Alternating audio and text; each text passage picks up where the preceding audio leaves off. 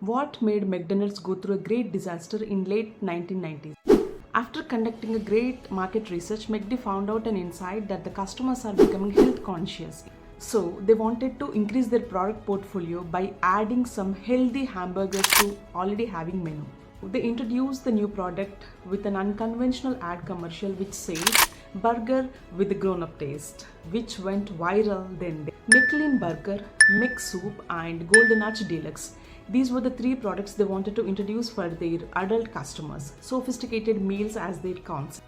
These products were not successful and the ad commercial gone wrong because their customers were not at all happy with the ad commercial as well as product because the ad commercial was saying that the burger with the grown-up taste. What made customers did not like an ad campaign as well as the products.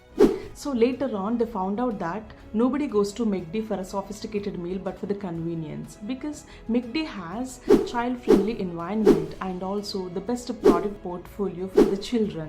When McD created new products only for adults, customers could not take it. Place for them as a family to go there and have some great hamburgers because it is so convenient and children friendly. So what is my take on this McDonald's failed ad campaign? When McDonald's did market research and got the insight that the people are becoming health conscious. So the concept of being healthy is not only applicable to the adults but also for the children, right? In the release, many ad commercials which mainly focusing on adults which says the burgers for the grown-ups. Customers felt like the new product portfolio of being healthy is only for adults but not for their children. Felt that they are not welcomed whole as a family into the store but only adults can enter, which was the main reason for their disassociation with the McD brand.